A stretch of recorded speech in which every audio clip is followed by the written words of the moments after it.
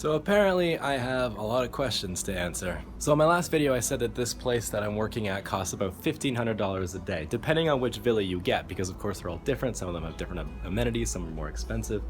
The thing is, what I didn't mention is how much we are actually paying. It's $1,500 a day if you want to rent this personally, but how this part works is a little bit difficult to explain because it's China.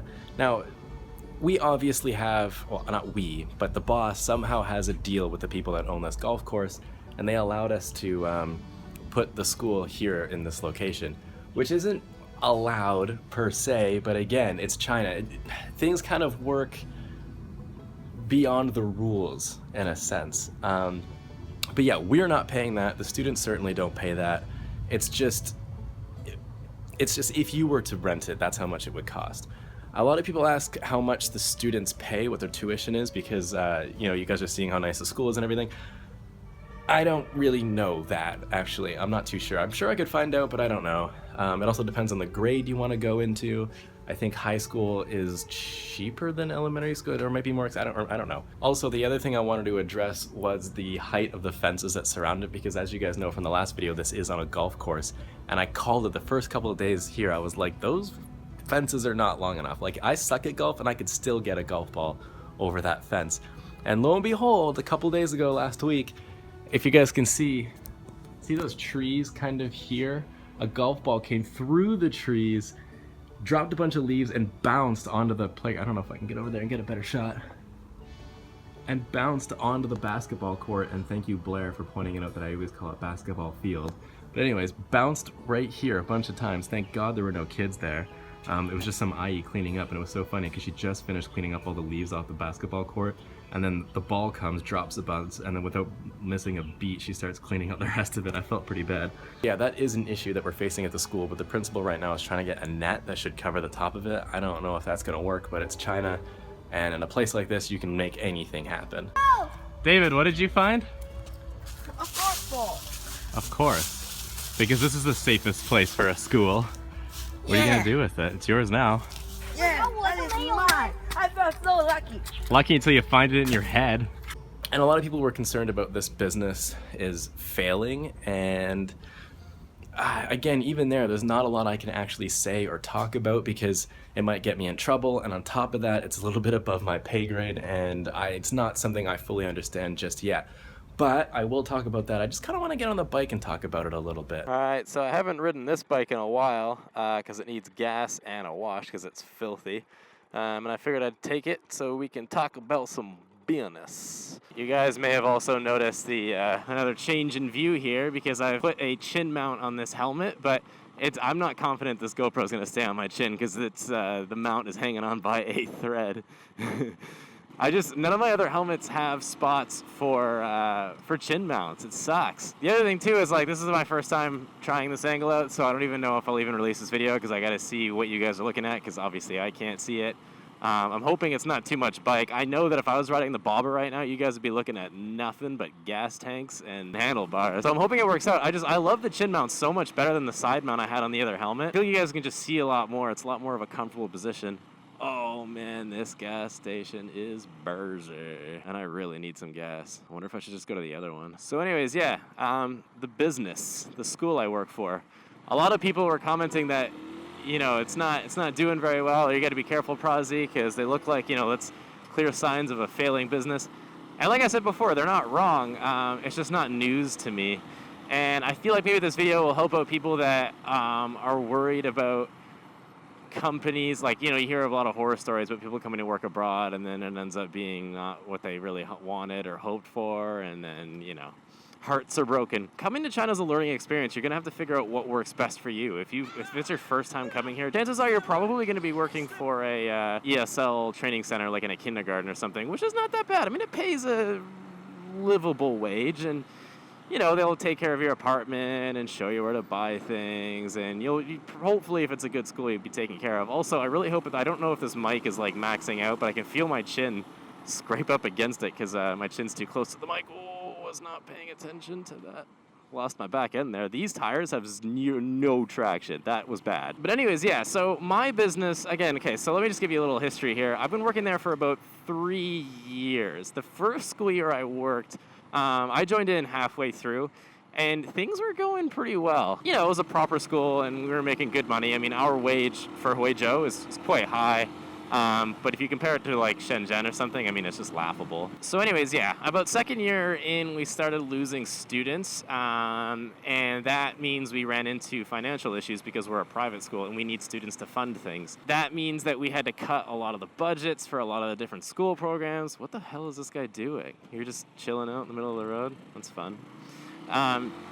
You know, and then eventually, months later, it ended up being that teachers weren't getting paid, Chinese staff and Western staff. So a lot of people ended up leaving because they just couldn't take it anymore, and I don't blame them. I mean, if you're not getting paid, you're obviously not going to go to work, you know? Makes sense. I chose to stay, and you might ask yourself why, or ask me why, rather, and it's, I love that job so much, and I couldn't imagine doing anything else in Huizhou.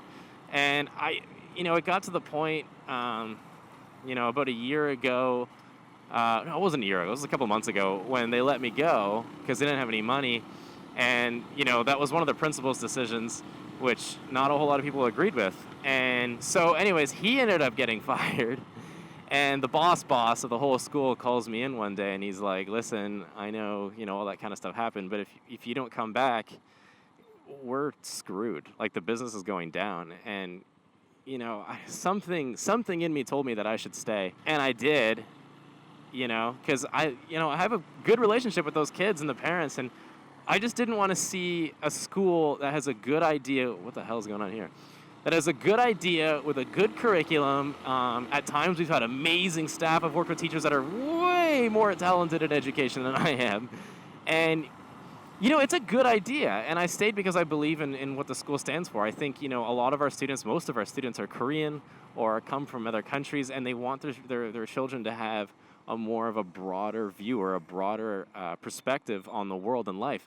Not that, you know, I don't think that they should have Chinese educations. I mean, I totally respect the Chinese education, but it's a lot different, you know, and the Koreans especially understand this because school in Korea, in case you don't know, is incredibly stressful, incredibly strict. Lots of homework, not a lot of time for, you know, yourself. You know, and I don't know, and I believe in it. And for me, I will actually go months without getting paid just to do it. That's what's ended up happening. Even on that Jiangxi trip, again, oh, by the way, the Jiangxi trip videos, those aren't going to get edited for a while. Simok's very busy on a big project. Oh, here we go. This one's a lot less busy. Yeah.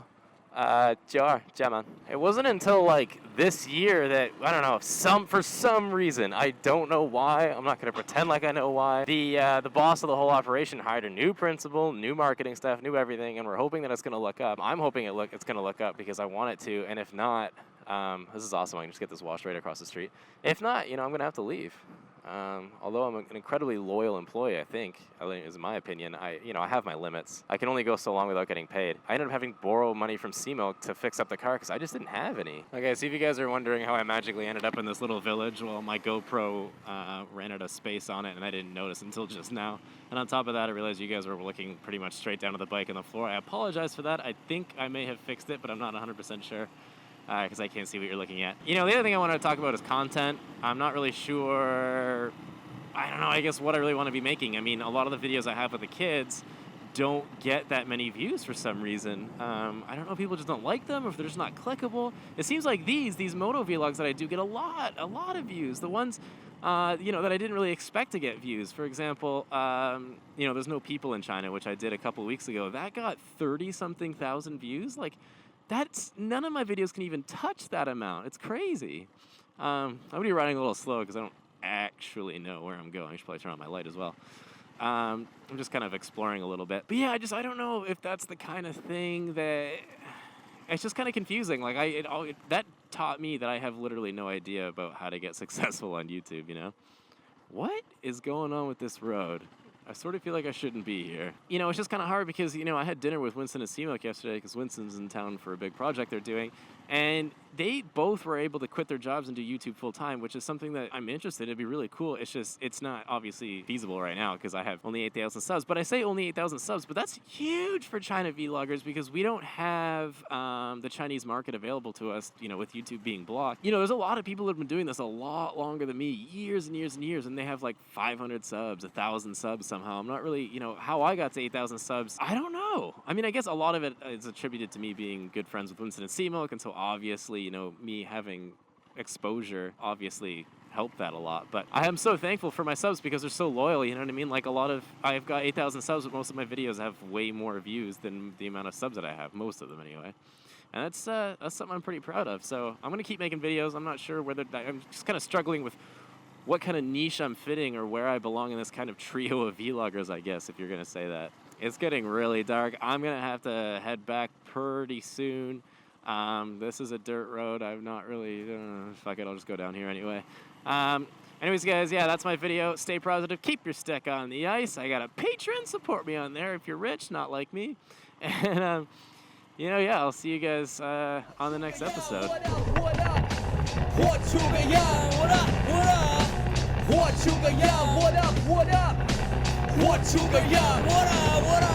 都要活出个样，别忘记自己最初的梦想，自己想变成的模样。即使折断了飞翔的翅膀，但是你知道，你的目标是飞向天堂。